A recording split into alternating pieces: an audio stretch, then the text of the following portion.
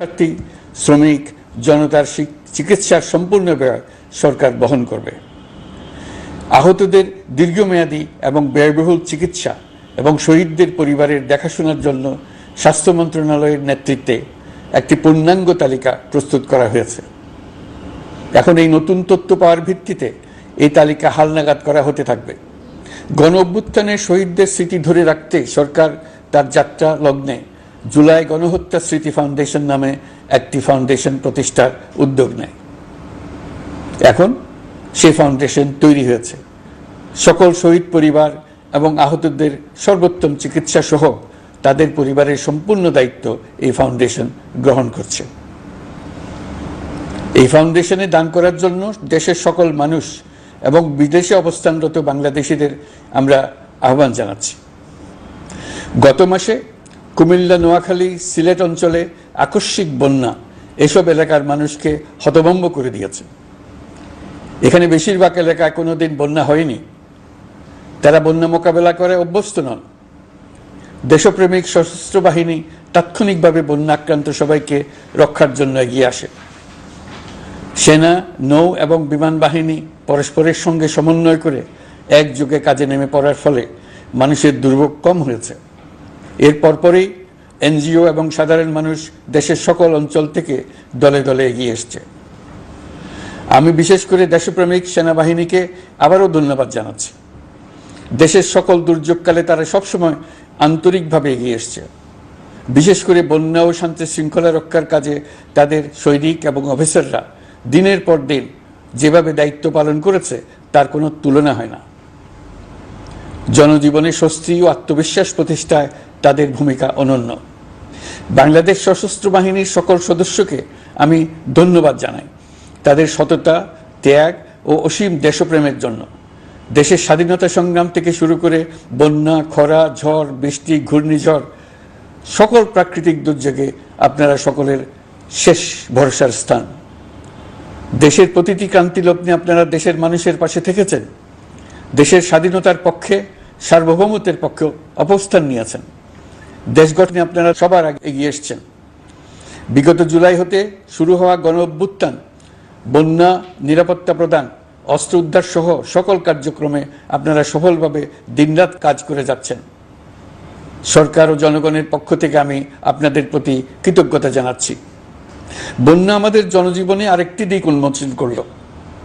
দেশের সকল জায়গায় মানুষের সক্রিয় সহানুভূতির জোয়ার উঠেছিল অবিশ্বাস্য মাত্রায়।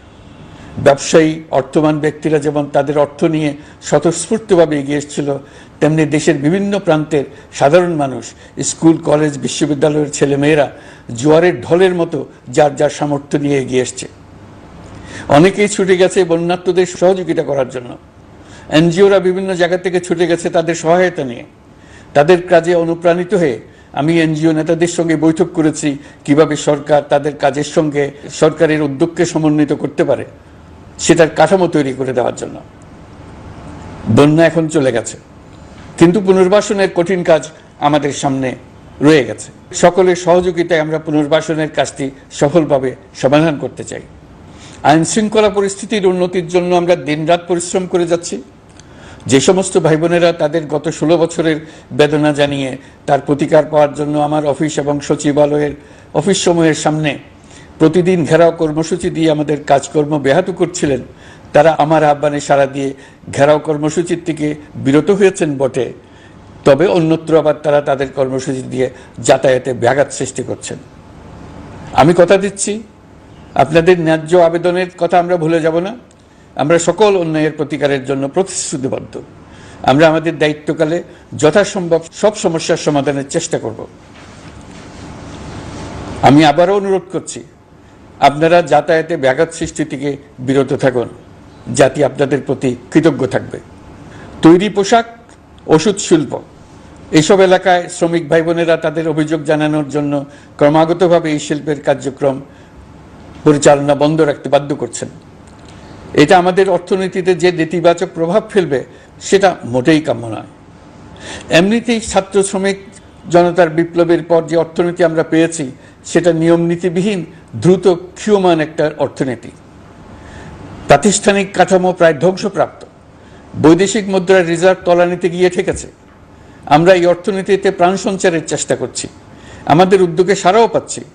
ঠিক এই সময়ে আমাদের শিল্প কারখানাগুলো বন্ধ হয়ে যাক, অকার্যকর হয়ে যাক, এটা আমাদের অর্থনীতিতে বিরাট আঘাত পড়বে। সেটা কিছুতেই আমাদের কাম্য হতে পারে না। শ্রমিক ভাই বোনদের অনেক দুঃখ আছে, কিন্তু সেই দুঃখ প্রকাশ করতে গিয়ে আপনাদের মূল জীবিকা বন্ধ হওয়ার উপক্রম হলে সেটা ঠিক হবে না। দেশের অর্থনীতি ধ্বংসপ্রাপ্ত হলে সেটা ঠিক হবে না।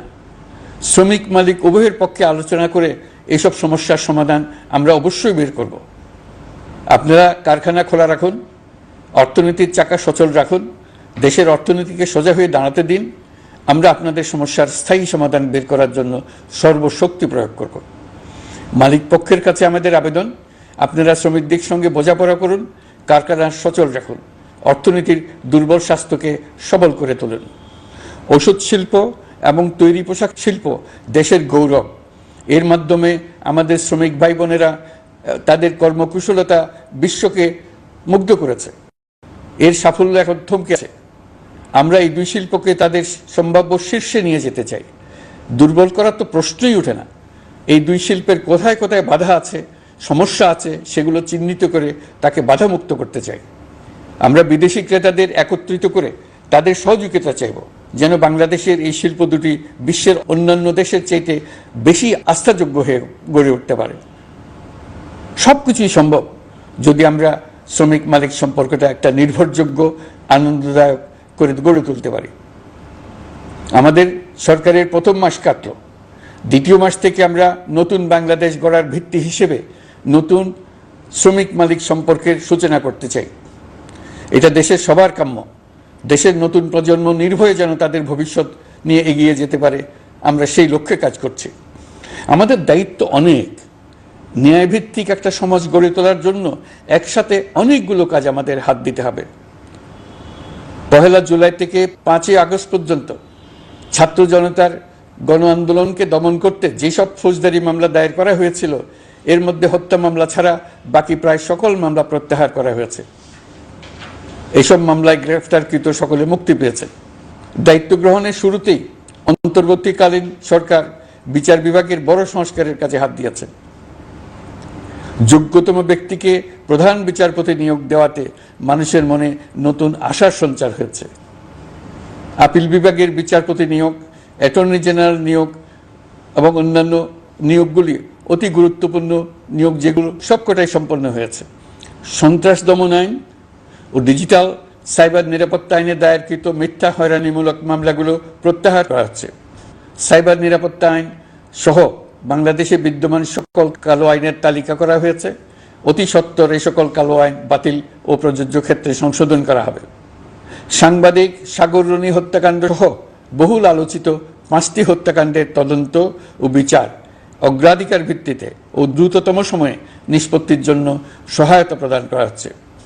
সম্প্রতি আমরা বলপূর্বক গুম থেকে সকল ব্যক্তির সুরক্ষার জন্য আন্তর্জাতিক কনভেনশনের সনদে স্বাক্ষর করেছি। ফলে স্বৈরাচার দ্বারা প্রতিষ্ঠিত গুম সংস্কৃতির সমাপ্তি ঘটানোর জন্য আন্তর্জাতিকভাবে আমরা প্রতিজ্ঞাবদ্ধ হলাম। এছাড়া আমরা ফেসিবাদ শাসনের 15 বছরে গুমের প্রতিটি ঘটনা তদন্ত করার জন্য পৃথক একটা কমিশন গঠন করছি। যেসব পরিবার তাদের নিখোঁজ পিতা, স্বামী, পুত্র এবং ভাইদের পাওয়ার জন্য বছরের পর বছর যন্ত্রণার সাথে অপেক্ষা করছেন, আমরা আপনাদের বেদনায় সমবেথী। আয়নাঘরগুলো বন্ধ করে দেওয়া হয়েছে এবং সেই সাথে বের হয়ে আসছে ফ্যাসিস্ট হাসিনা সরকারের গুমের শিকার ভাই বোনদের কষ্ট ও যন্ত্রণা গাথা। আমাদের তরুণ প্রজন্মের ভবিষ্যৎ যেন উজ্জ্বল হয়, সেটা নিশ্চিত করতে শিক্ষা ব্যবস্থার দিকে আমাদের পূর্ণ নজর রয়েছে। ইতিমধ্যে প্রথম শ্রেণী থেকে দ্বাদশ শ্রেণী পর্যন্ত বর্তমানের ত্রুটিপূর্ণ শিক্ষা পরিবর্তন করা হয়েছে। সংশোধন ও পরিমার্জনের কাজ শেষ পর্যায়ে আছে। এই সংস্কারের কাজ অব্যাহত থাকবে। বিশ্ববিদ্যালয় সমূহের উচ্চ প্রশাসনিক পদগুলো পূরণ করে শিক্ষা কার্যক্রম স্বাভাবিক করার কাজ দ্রুত গতিতে এগিয়ে চলেছে। বেসরকারি শিক্ষা প্রতিষ্ঠানগুলোর পরিচালনা বোর্ডে দখলদারিত্বের রাজনীতি বন্ধ করার ব্যবস্থাও নেওয়া হয়েছে। আপনারা নিশ্চয় লক্ষ্য করেছেন, আমাদের প্রথম মাসে দেশের প্রায় সকল বিশ্ববিদ্যালয়ের উপাচার্য এবং উপাচার্য মহোদয়গণ পদত্যাগ করেছেন। উচ্চশিক্ষার ক্ষেত্রে এটা বিরাট শূন্যতার সৃষ্টি করেছে। প্রথম মাসে আমরা ক্রমাগতভাবে প্রতিটি বিশ্ববিদ্যালয়ে সবার কাছে গ্রহণযোগ্য এমন উপাচার্য এবং উপাচার্য নিয়োগ দেওয়ার কাজ শুরু করেছে।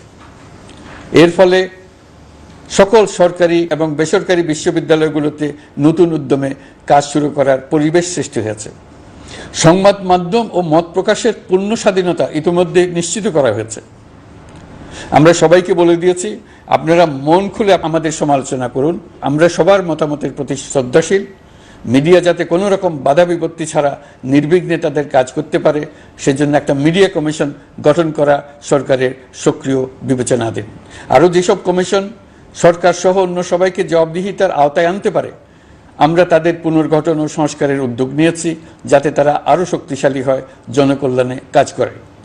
দায়িত্ব গ্রহণের পর বিভিন্ন দেশের সরকার প্রধান টেলিফোনে এবং শুভেচ্ছা বার্তা পাঠিয়ে আমাকে অভিনন্দন জানিয়েছেন। বিভিন্ন দেশের রাষ্ট্রদূত এবং হাই কমিশনার বৃন্দ আমার সাথে সাক্ষাৎ করে দ্বিপাক্ষিক সহযোগিতা বৃদ্ধির আশ্বাস দিয়েছেন। আমার অনুরোধে সংযুক্ত আরব আমিরাতের 57 জন বাংলাদেশি যারা ফ্যাসিবাদ বিরোধী বিক্ষোভে অংশগ্রহণ করা বিভিন্ন মেয়াদে কারাদণ্ডে দণ্ডিত হয়েছিলেন, তাদের সাধারণ ক্ষমা ঘোষণা করেছেন সে দেশের সরকার। ইতিমধ্যে তাদের কয়েকজন দেশে ফিরে এসেছেন। এই ক্ষমা প্রদর্শন ছিল অতি বিরল একটি ঘটনা। এই জন্য আমি সংযুক্ত আরব আমিরাতের রাষ্ট্রপতি শেখ মোহাম্মদ বিন জায়েদ আল নাহিয়ানকে ধন্যবাদ ও কৃতজ্ঞতা জানিয়েছি আপনাদের সবার পক্ষ থেকে।